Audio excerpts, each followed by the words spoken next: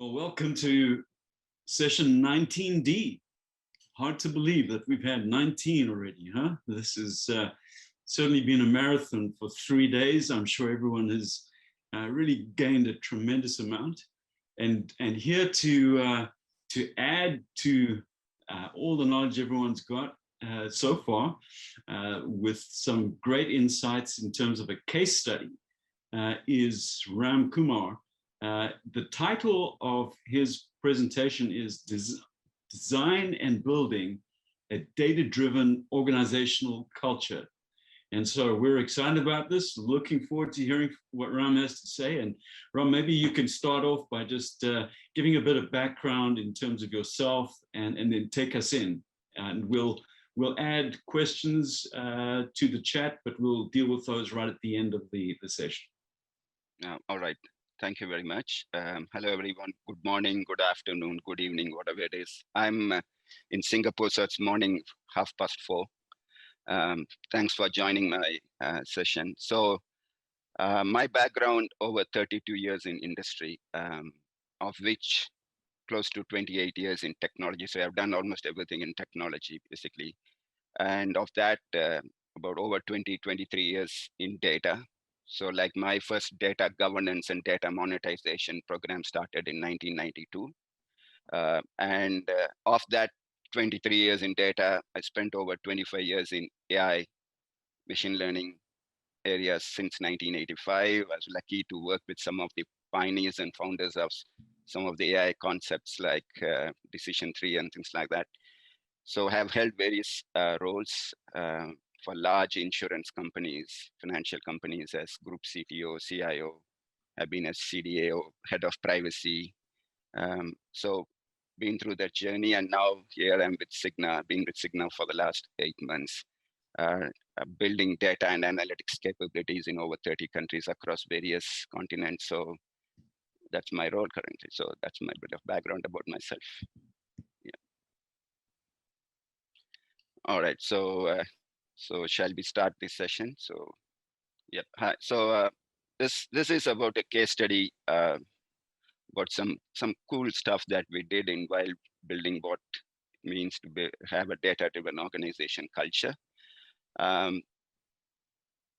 mean, you would have heard a lot. You have read in theory in books about many concepts around building an organization culture. What does it mean? But what I was lucky was to be involved in this exciting work where we really built, applied all those concepts that was quite new in those days, in earlier days, to convert into a true case study of how you can transform an organization being data-driven and what really data-driven means for the organization and how we ended up building that culture. So Cigna, given that I work for Cigna, I have to say something about Cigna. So you all know we are one of the world's top 5 global health services provider. So we champion affordable, predictable, and simple healthcare solutions. Basically, we are moving from being just a traditional insurer to being a one-stop shop for all kinds of health services. Yeah, over US 160 billion in revenue. We do quite a significant number of work in the area of data and analytics. And the slide speaks for itself, the kind of areas we work with. And probably this will be the last time I'm saying anything about Cigna. Okay, so, and this is a very important slide, the best slide, the most important slide. So whatever I say or show, neither the views of Cigna nor may represent the practices of Cigna. Actually, any credits or criticism, let them be directed to me. That's what I would like to say, because this case study is not about what we are doing at Cigna. Right.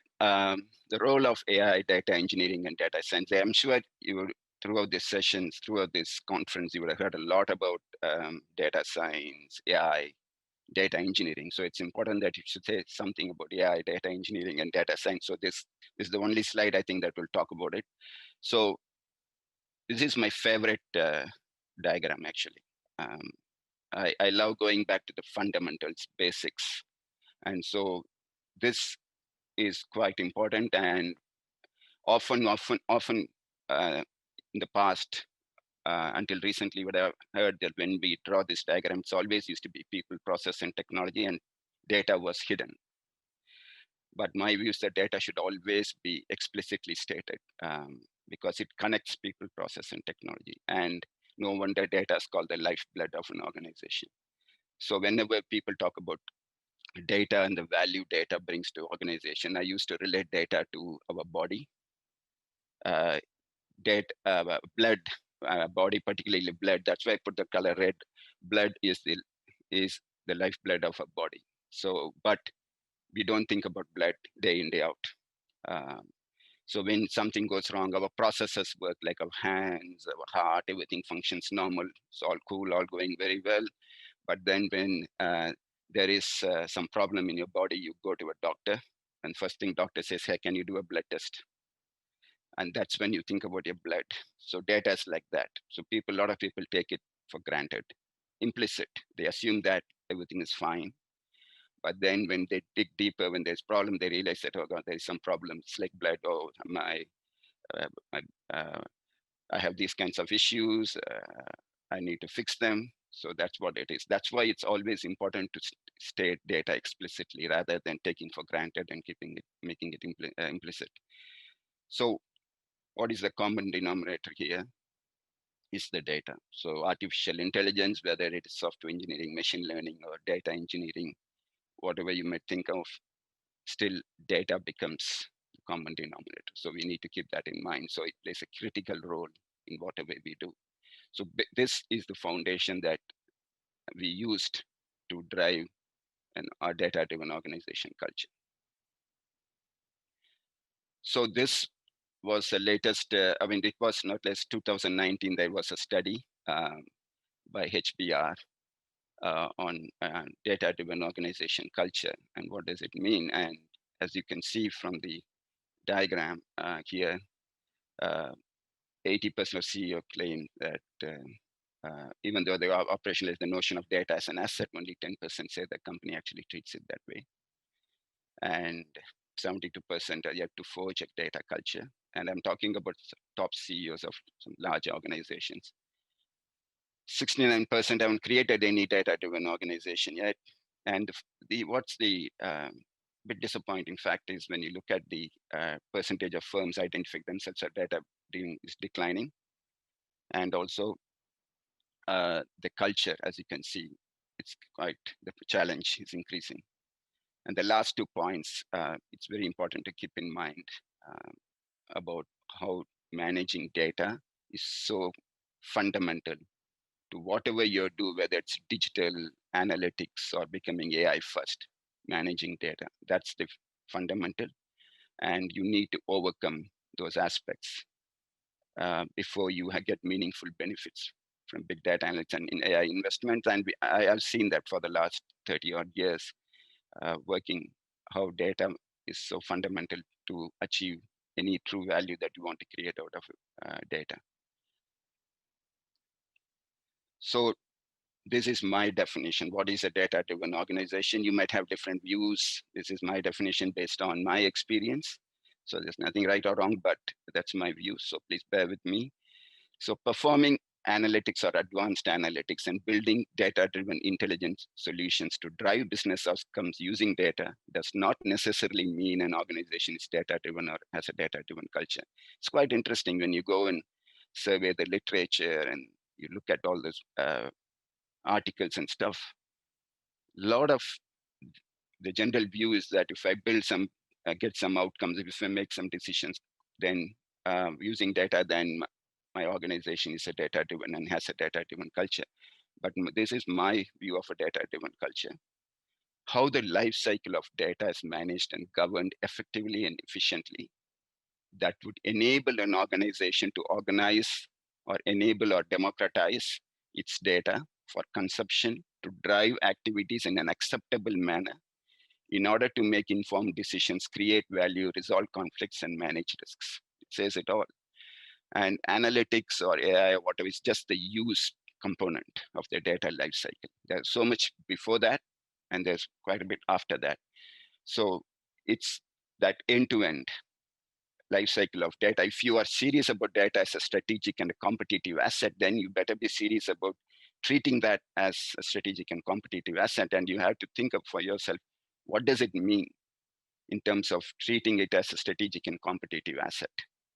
So, and also look from various angles from a risk perspective, uh, uh, and also create value is one of them, but in terms of resolving conflicts, initiating, creating new activities. So all these end-to-end components are critical to drive, to have a data-driven culture. But often you all know very well that, to me, the using analytical models, building some cool models, deep learning, all those things, they are the easy bits actually. And they're going to become relatively easy going forward. I mean, to me, the future of data science is where you will see data scientists everywhere on the corner of every street, like what happened to software engineers. You don't need to know the theory of computer science or algorithms and structures to become a software engineer. And it changed since the 4GL languages. Then we have IDE environments where you just give your requirements and the code is generated for you. That's what's going to happen to data science. So, but the fundamentals around data, the challenges will remain. And that's where we need to look at it. In fact, it will become more complex as we keep getting more and more data. It's keep becoming more and more complex. So we got to be mindful of that. So data-driven, what does it mean by this end-to-end life cycle? I'm sure you would have, many of you have seen this. Some of you may not. Until 4 years ago, whenever I go and search, do a Google on data lifecycle, all I look at is infrastructure management.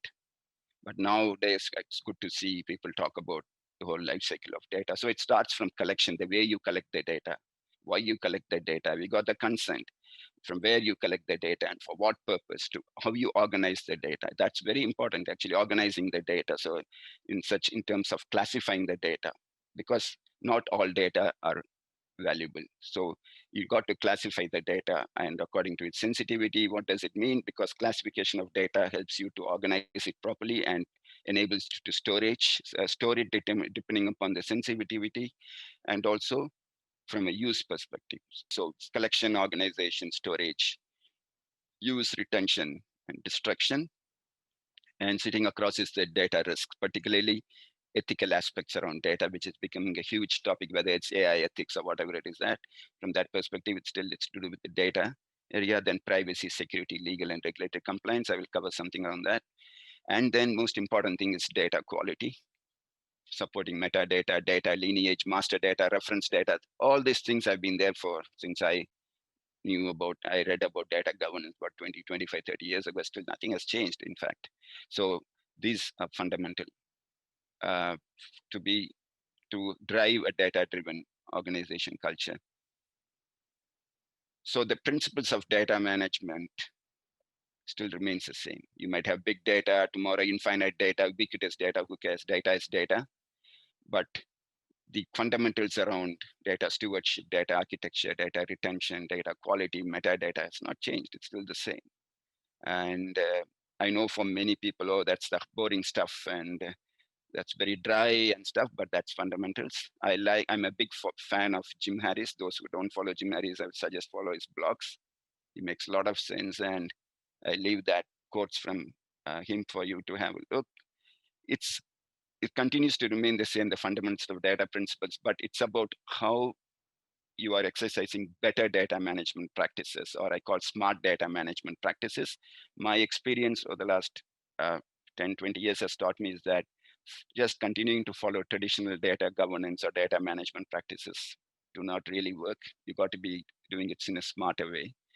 And that's the approach I follow in my organization and wherever we have implemented data strategies. This is my benchmark for what a data-driven organization culture looks like, what should be. And this is my benchmark. I mean, you might have different benchmarks. So someday on the corporate financial balance sheet, there will be an entry that reads information. For in most cases, the information is more valuable than the software and hardware that processes it. And things are happening around the area of data monetization and adding an entry in the financial balance sheet. so that you can clearly quantify the value data is generating to the business, but still a long way to go, actually, because that's again to do with culture, tied to culture. So you decide for yourself where you are in the organization in this data-driven culture journey. So this case study, so given that I've given some fundamental, this case study is about how we designed and built a data-driven organization culture. But remember the principle, one thing when I go through this is that one size does not fit all. What I state here may not work for you, may work for some.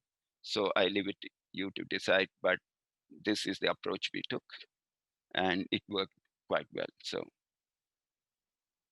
about the organization, the fastest growing general insurance companies in India writes over 50,000 new insurance policies a day. And some cases, they have written over 200,000 insurance policies a day. It's growing at an alarming pace. And they have a strong bank insurance partnership with one of the leading bank that has over 25,000 branches, 100,000 plus offices, over 400 million customers, growing at 5 to 10% year on year. It's a massive bank, and they have a partnership. They built like a joint venture. And I was involved in establishing the organization. I went in as an IT expert to build the joint venture, but then I ended up driving the data strategy for the organization. And also we appointed the first chief data officer in Asia or something like that. So, and even though the case study is not brand new, I felt that it's extremely relevant and still very valuable. Something we did, which we are proud of, that not many organizations have taught it. That's why I wanted to share it. So that's about the organization, and the vision is to be the most trusted general insurer in India with fair and transparent business practices, leading the nation's effort in increasing insurance penetration.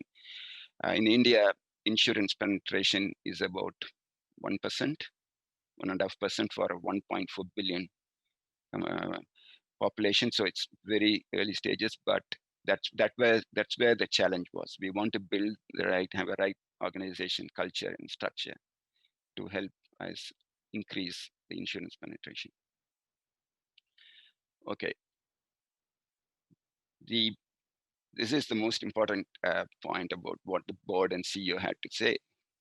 That's the data is the lifeblood of the organization, and it's a strategic and competitive asset, and we need to treat it that way by giving it the due respect it deserves.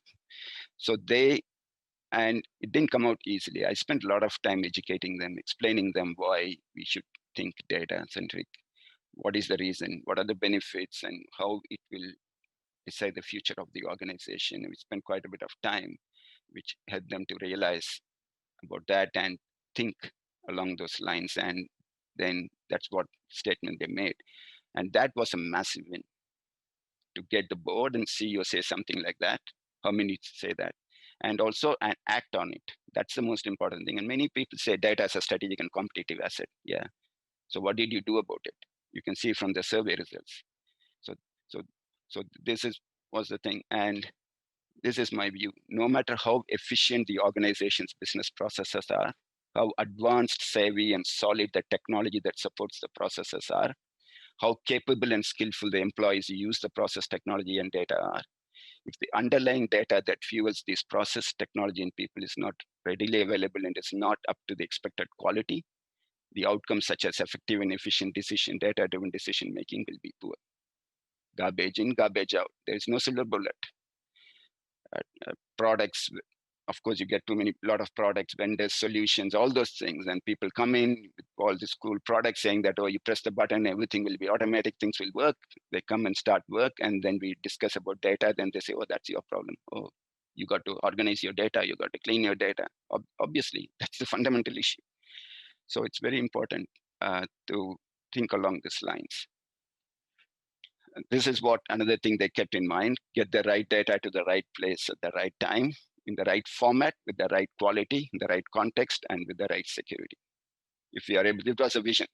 If you are able to achieve this, that's it. We are in the game of competitive data-driven competition. So that's one thing they kept in mind. And Also to them, democratizing data means ensuring that the data assets flow seamlessly and interoperate across organization, business process, and technology systems and reaches the hands of the users with minimum fuss.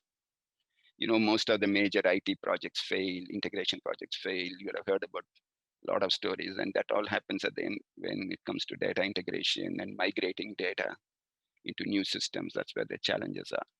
So they were all very well aware of being educated on the importance of data. How do you should think along those lines to build a data-driven organization culture.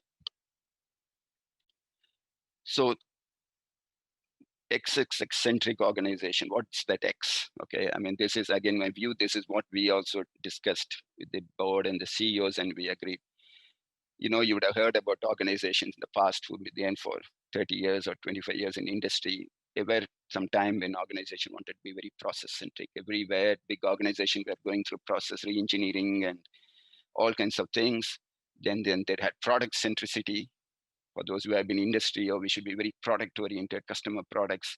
And then there were a lot of transformations done, and then they were service-centric. The whole concept of service came, and everything has to be service-centric. Internally, they changed, they process everything to be very service-centric. Then channel-centric, or multi-channel, omni-channel, all kinds of things. Then customer-centric, or we had to be very customer-focused. So all these strategies were followed and continue to be followed by organizations where they're at the board and CEO level, they talk about all these things. And what's next? Digital-centric? Yep, that's what's happening. Everybody wants to be digital, or we all everything's a digitally driven organization. So our question was, why you talk about all these things when why nobody wants to think about, we want to be data-centric organization that enables this capability. If you are data-centric, if you make the data available at the right time, at the right place to do all kinds of things, I can drive process efficiency. I can define new products and services. I can do more omni-channel. I can be very customer-focused, and I can be digital-focused. Lifeblood of digital is data. You might have the best cool app, digital app. People say, wow, that's really cool. But if the data is garbage or data is not good, what's the point in having that app? So we thought along those lines and said, we will focus on being a data-centric organization and build everything around that. So that was the fundamentals that we were very particular about it. In fact, I wrote before even the board defined the business strategy, they approved the data strategy at the board and CEO level. Because around that, we will build everything around that. That was the point. And a lot of people would say, okay, if it is a startup, you start from scratch, so what, big deal? No, that's an excuse. There's many organizations have large transformation programs. My question is that, do they think about that, about this sort of fundamentals? Do they think? No, still importance is given to processes, technology, over data. They can, for large transformation, you can start from there, no harm. So that's my point. And so what this organization did that is that any initiatives they do, they use this approach, data centricity for any transformation program. So data is the center of the organization. That's what they said. So if I have make data, democratize data, make data available, everything else I should be able to do. Channels, better technology solutions to support it, business processes, products, employees, all kinds of things. And then the art of possibility using data. You can do data monetization, as I said, better risk selection, regulatory legal compliance, effective data-driven decision-making, secure information, performance management, staff retention, customer retention, all kinds of things are possible if you are able to manage and bring the data together. So these are some of the concepts that we agreed at a CEO and board level and at senior management level. And this is the culture they wanted to build. It's a very good slide. I like Lavanga, very good friend of mine. It's quite well known in industry for data quality. And this is the culture the organization wanted to have. They said that if we are true data driven, I should be able to answer some of these points. Like I can make better decisions faster than ever before. I understand the meaning of the data because it's well defined and the definitions are available to me. The data is presented to me in a way that is easy to use. So anything, these sort of things is what makes it true data culture. And that was our whole objective and vision. And then some of the concepts we wanted to keep clear. So think and act horizontally rather than in a silo manner vertically. So everything what we do in the organization, think horizontally. What does it mean? If I do something around sales, what does it mean for other parts of the business, whether it's technology or whatever it is? So everyone was taught to think horizontally rather than vertically, which is another problem when we try to have a data-driven culture, because there's so much of silos. And then integrating the silos to get a comprehensive and complete, consistent view of the organization becomes a challenge. So that's what this slide says.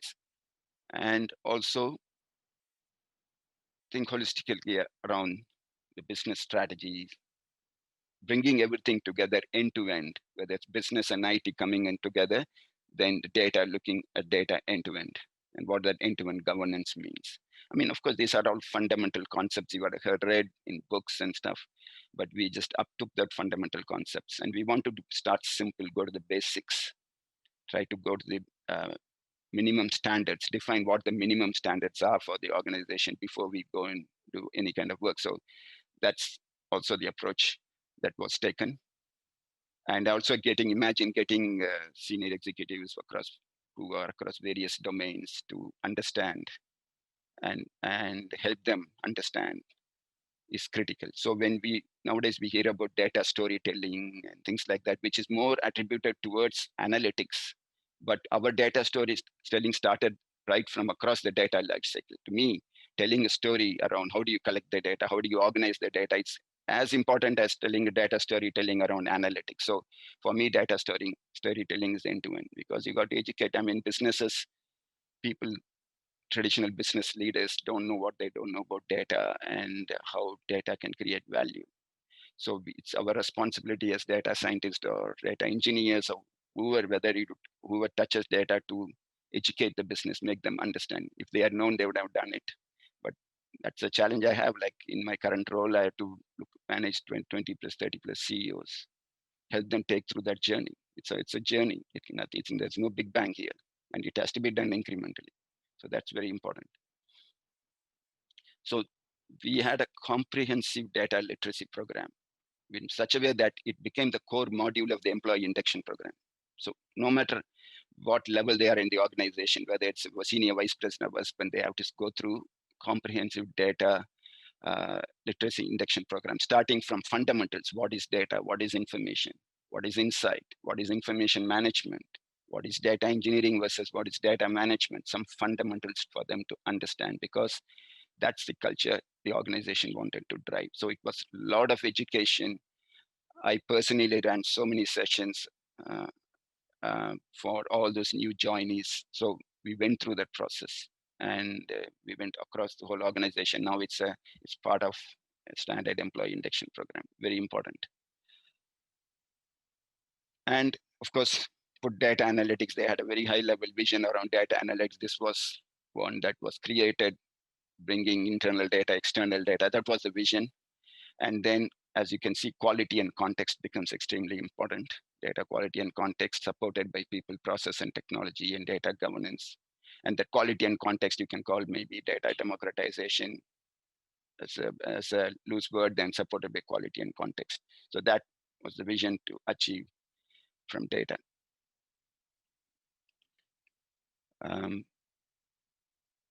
Then they came up with an information management framework. What does it mean? What does it mean to manage information or data? What are the information assets we hold? What do we need to collect, use, and manage our information assets efficiently and effectively? What capabilities do we require? And how do we manage the life cycle of information asset? It's a holistic framework. And then we would call it as minimum standards, probably. And then you link all the initiatives to this holistic framework.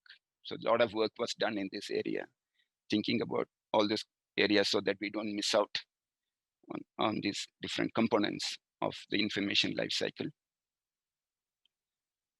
And again, this is also something they wanted to be very clear. Understanding the world of customer is not trivial.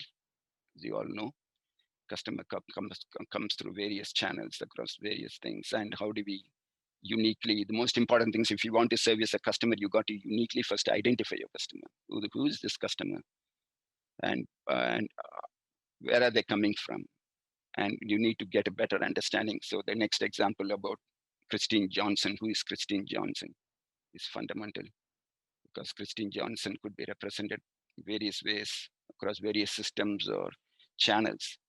How do you uniquely identify Christine Johnson? So the organization said that this is a fundamental thing that we need to address if we want to drive customer retention programs or anything to do with customer. We got to know the customer in and out. So this is one minimum standard that they had. And the next one was party master. Okay. What does it, people talk about customer master data management. We said we will call them party. Anyone who does a direct or indirect relationship with the organization is categorized as a party. Party has many roles to play. So the decision was that we have to have a party master and link systems together to use that master and be a true master. And as you can see, we identified 37 types of parties and have a party master that brings all these 37 types of parties together. Once we are able to do that, you can do wonders. There's a lot of things that you could do once you have that. And that was also one of the key minimum standards that we had in place. And there were a lot of debate about that, because people who didn't understand that why we are trying to build something of that size and what does it mean, and whether it be how valuable it is, will it give return on investment? And guess what? One of the best decisions ever made. And still the organization is doing wonders because of that component that was built, because they can do anything with customer, anything. So some examples I will show. So helping to build relationship, person-to-person relationship, person-to-business relationship, business-to-business relationship, if we have a party master. So, and that the organization was able to do very successfully and reach out to parties that they never thought that they will be able to do business, because we were able to identify those relationships and reach out to the parties and convert them to customers because of that party master. This is an interesting slide. I'm sure there's a lot of IT people. The whole data-driven organization culture, everything was built around enterprise architecture. And there's a general perception in industry that enterprise architecture is an IT architecture. I'm sorry, enterprise architecture is the blueprint of your organization. It's like your blueprint of your house. It brings everything together, and things like business architecture, information or data architecture, integration architecture, application infrastructure, security integration between business information and technology, and brings all the strategies together. And so we looked at what framework we want to use. So we use the enterprise architecture framework to bring everything together to build this data-driven organization. And the reason we did that is I should be able to manage change. Any changes I do anywhere else, any areas of the organization or whatever it is, whether it's to do business changes or anything, it should be reflected. And any implication of the change should be reflected across various other areas. Because remember, we talked about thinking horizontally rather than vertically. So it becomes a major influencer in terms of managing that changes and also ensuring the best practices and principles are governed.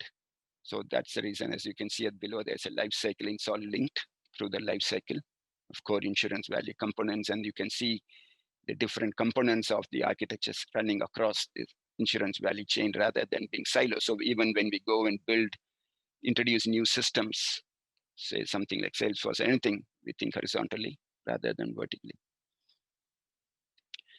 And this is how it was used to build the whole organization structure and capability. So we started with data as the foundation. What data do we need?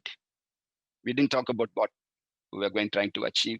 We said, okay, this is our strategy at a high level, but what data do we need? What are the inputs? What are the outputs? We started there. And depending upon that, we said, okay, now based on the data that we collect, all kinds of data, whatever it is, what are the supporting business functions? What business capabilities can we build?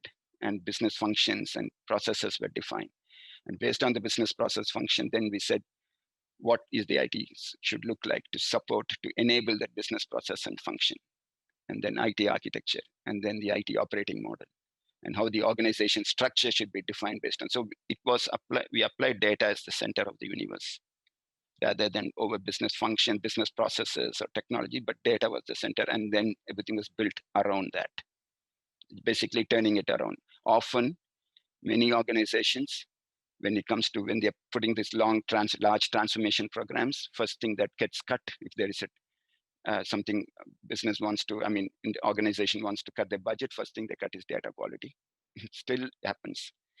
And because you don't see or you don't feel data, right? It's not like tools where you can feel it and you can see it, touch it, play with it. So often the things around where business don't understand, the abstract things is what gets cut. So that even continues to happen now. But here it was the other way around. Data was the minimum standard, nothing around that. Anything around data, foundations, no. But the rest plays around it. So we use this approach to build it. And this one actually an award from John Zachman himself for one of the best application of enterprise architecture to drive an organization. And yeah, that was a proud moment for us because John Zachman, we all know, is father of enterprise architecture. And then we had, based on that, the fully integrated IT ecosystem was built.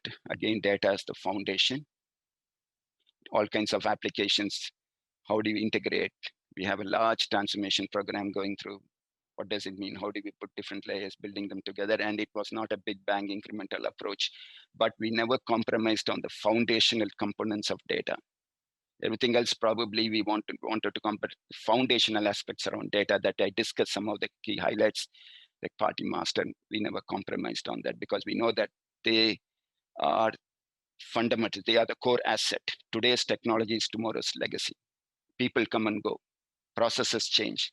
Do you say that, okay, I had this data for 3 years ago, I want to throw this data out? No, oh, it's legacy. No, you want to collect more data because you would like to have the whole life cycle of the customer, the historical transactions, so that you can understand customers better and provide better services. So we always knew that. And so technology, even though it was an enabler, but data foundation, we never wanted to compromise. And that's how we built it. And the data quality, master data management, and business process management were the core components, fundamentals for the whole IT ecosystem. And that's how the whole ecosystem was built. Everything was integrated end to end, seamless integration. So I can come into a channel and do a transaction. That transaction automatically goes and gets reflected into a core insurance system. Whatever systems, it goes to the CRM, it goes to your data warehouse. The data is generally made available end-to-end because of the fundamentals, foundations that were built around using data quality, metadata, and BPM. So omni-channel, you won't believe, we talk about omni-channel experience and stuff. They built a true omni-channel. Look at the different channels. They even used ATMs, all linked real time. So that customer can hop across different channels before completing a transaction and yet get seamless experience, consistent experience. How cool is that? You come into CRM system for a policy issuance, start halfway through, you to say, no, I will come and do it later. You go and log into your mobile. You start from the transaction that you left. Then you go to the bank. They know that you have left this transaction. You continue. So you do that and still you get same experience. That was possible because of the data foundations. Otherwise impossible, because we looked end to end, horizontal, not vertical. So using the fundamental concepts around Party Master and bringing all the transaction linked to the Party Master, data quality, all those things. And you won't believe that any transaction that we did through the systems, they were directly fed into the data warehouse without cleaning the data, because data quality was given so much of importance. Because we knew that you got to make sure your source is good, and you know to manage. And we had some legacy systems. They were all slowly introduced, and they went through the transformation program so that they follow the data foundations. Of course, you can't go and change some of the legacy systems and try to put in data quality rules and stuff, because that will kill your budget. But we had, as part of our data foundations initiatives, the BPM, MDM, and other layers, we were able to manage that. So this was possible because the CEO led from the front and by example, walk the talk. So what does it mean? What did happen? How did you drive that culture? While I talked about what we achieved and stuff, how did you manage to do that? How did you ensure you took the whole organization through the journey, the culture of data-driven, being data-driven, and all these concepts? This is what happened. KPIs to drive data culture was part of the corporate balance scorecard, and that reflected on all senior executives' balance scorecard. X% of the some of the KPIs directly what they had was the balance scorecard. For example, X% of the CEO's bonus tied to data culture KPI. Rarely have you heard about that in the industry. If I go and talk to a CEO and say that X% of your bonus is going to be tied to data quality, do you think they're going to say, yeah? So that was a killer, actually, driving that. So it then reflected on all employees. Everyone had that KPI around data culture. And I'm not saying about single digit for CEO, double digit bonus percentage of CEO and deputy CEO, annual performance bonus tied to data culture KPI. That really pushed things. And obviously you would have expected things, people were resistant to all those things, but that's the culture they wanted to drive, and they picked the right people they wanted who can live up to that expectation and drive that culture. That was the main critical thing for me. And I know, I mean, many organizations struggle, even I struggle after working many organizations, getting that buy-in, that commitment at the top is extremely critical, and how hard it is to get to change that mindset. And to me, data-driven culture, the technology, processes, and all those things are the easy bit. But it's that mindset to drive that culture, and doesn't happen overnight. It takes time, a lot of effort and energy to drive it. And it was very, CEO said, I will be championing the data-driven initiative. So the information management group will report directly to me and the deputy CEO. And he was the information management champion, CEO. He was the champion. He said, I'm the champion. So it came right from the top. And they oversaw the whole team, data team, information management team, which had the information management, information governance.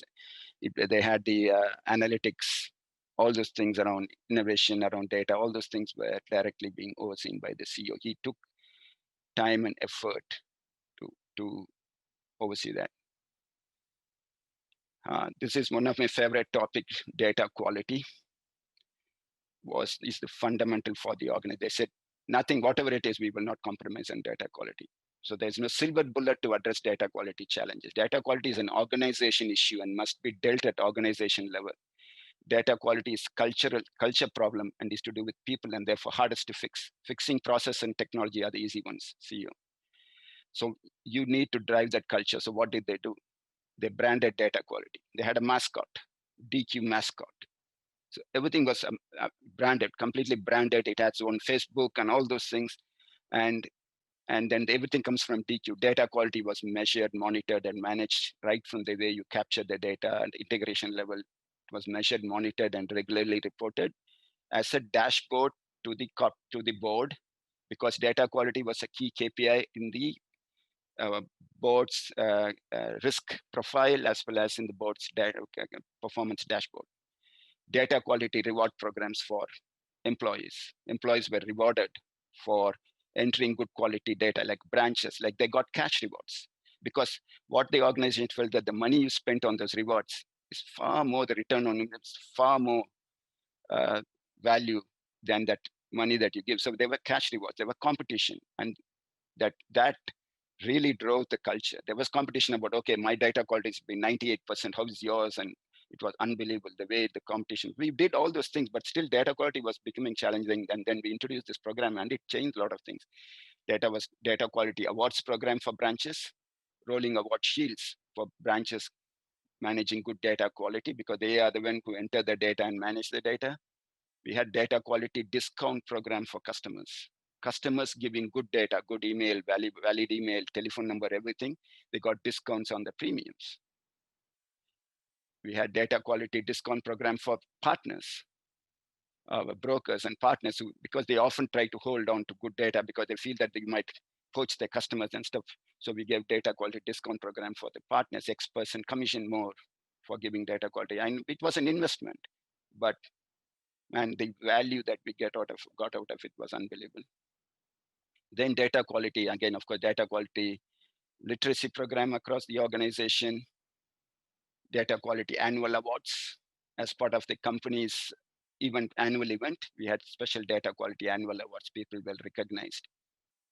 And this is critical, name and shame, data quality in branches. We had a dashboard where we would say, it would start with worst performance, not top performance, worst performance of data quality and the branch names and the branch heads. And you see, they feel so embarrassed, and next time they work so hard to make sure they are not in that. So the company was very strict on rewarding the good and punishing the bad. That's the word they use. So this was fundamental, again, the data quality. And you all know, I mean, as practitioners, how data quality is becoming so critical, and people have started, organizations and industry have started to recognize a lot around importance of data quality. And so it was great to see that these initiatives were implemented. So CEO is the champion of data quality, and then it used to come from his desk, flyers around data quality and the importance of data quality, all those coming from CEO's desk. And then, as of course, branch data quality scores, dashboard made available to everyone as part of the corporate dashboard. You can drill down deep and see over customer contact details, how things are captured, how it's improving, decreasing, all kinds of things, and where do we want to focus. So there was a huge focus on data quality in all branches as well as at the corporate level. That made it possible to have some good data quality. And we were leading actually in the industry, finding the best quality data. And we were recognized by the insurance regulatory authority for having best. And we were miles ahead, miles compared to other insurance companies. And everything then now tied back to risk management. What does it mean? Proactive risk management in terms of, often you see in organizations, when you look at the enterprise risk profile, how many of you have seen at the enterprise risk profile level, something talks about data risk? Rarely you see that as a key KPI there. We talk about finance risk, insurance risk, credit risk, all those things which is linked to data. Poor data, your risk profile varies, but data as a key risk. So this is something we had at the enterprise risk management framework, a data risk management framework, where we had a data risk as a key KPI, which was linked to all those things and talked about data quality risks and all those things. So that also, again, is fundamental to drive that culture around data. So that was also implemented. So then balancing data risk versus data use and data monetization, very important topic that we talk about. So there were things around, how do we balance? Are we doing the right things? Just for the sake of creating a data-driven culture and using data to create value for the organization or customers, are we doing the right thing? So we got to find a balance. So this was the question we wanted to ask ourselves. With data, what can be done technically? What can be done legally? And what do you want to do? What do you like to do? And where is your ethical position? We wanted to answer that for any initiatives around data when it comes to customer. So every initiative that we go through, we apply 3 lenses for data-driven products. And first thing, what as an insurer of large insurer, a partner with a large bank, we have social obligations to the society. We service the customers, we have obligations, we want to be a leading insurer. So any data-driven initiatives, are we meeting the social, are we respecting the society? As a check, and that is all linked to the corporate core values. Are we doing the right thing? Is it the right thing to do? How will the society see us if we do this initiative around data, whether it's AI or whatever it is? You tick the button, yep, tick the box, yep. Next, we look at the ethical considerations. Is it the right thing to do? Legally, regulatory, everything, it might be the right thing, but ethically, is it the right thing to do? If we pass that, yep, take my view, if you do first 2 and you pass it, third is easy, straightforward, legal and regulatory. So we apply this lens for every data-driven initiatives, whether it's analytics or AI or any program, products and services. So respecting people's privacy and the ethical aspects around that was a core fundamental component of our data-driven culture, which was recognized quite well by people. People know that this organization to do the right thing. I can trust this organization by giving the data. I know that I can trust them and they will use it ethically and do the right thing. So that was the thing, the trust that we built from that. Okay, so so that's what my case study is about, what we went through. And this, based on my experience, these are my views. This is the hallmarks for me. For me, it's a true data-driven organization. To me, it's a cultural transformation journey and requires plenty of patience, perseverance, and proactiveness. Plenty of patience and perseverance. So people who are doing data management, data governance, you've got to have a lot of patience, guys. Seriously. And you have to have perseverance and patience, and things will happen.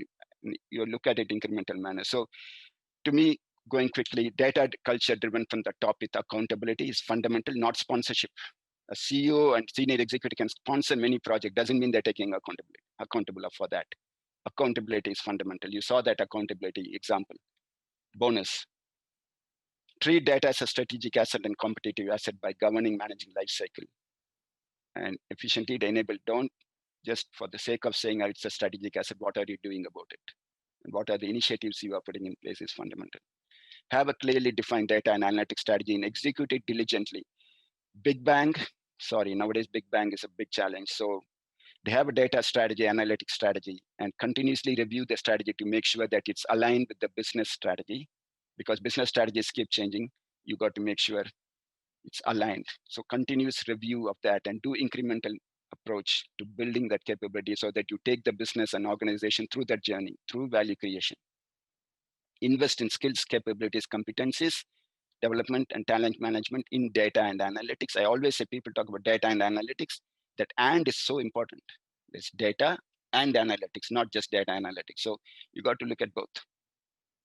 Democratizes data for access and use. Democratizes it means you all know making data available, giving the data into the hands of people so that they can play and exploit the data. And it requires combination of people, process, technology, and importantly, culture to enable democratization. You need all those 4 components. Provide a data playground for easy access, a sandbox and stuff, you all know about it.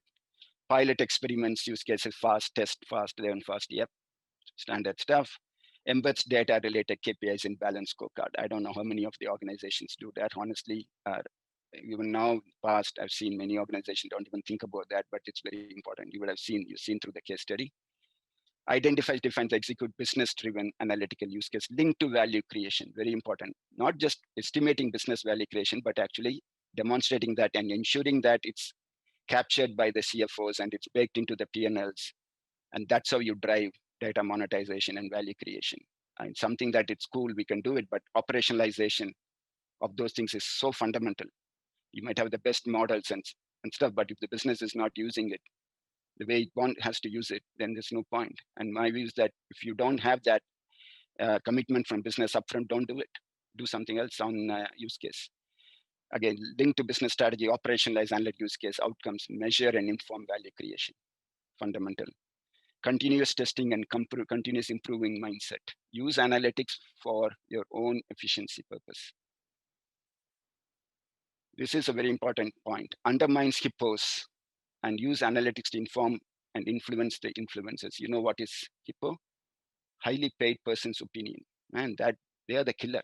I know what I know. I've been in industry for 30 years. Why do I need a data-driven decision-making process to help me to make a decision? These people should get out first. Get rid of them if you want to drive a data-driven culture in an organization. Data will not replace humans, but data will influence because it gives factual information and it will help make decision making. Use data as a critical evidence to help inform business strategy. It's evidence-based culture. And last, finds the right balance between data monetization and acceptable use of data. So that's it. So thank you. And I leave this definition. The definition of insanity is doing same thing over and over again, expecting different results. Pardon me, I'm being very direct here. I relate insanity to data management. There's so much still challenges with data management. If people all get excited about all this cool, wonderful stuff without looking at the fundamental problems. And so problem continue to move and continue to be there. So please keep that in mind. And thank you. Appreciate your time. And thank you very much. Ram, thank you.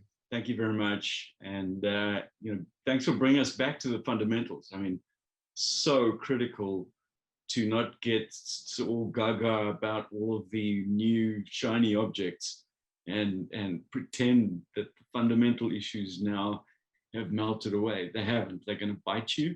They're going to make you fail if you don't give it the right kind of focus. So thanks for bringing us back to that.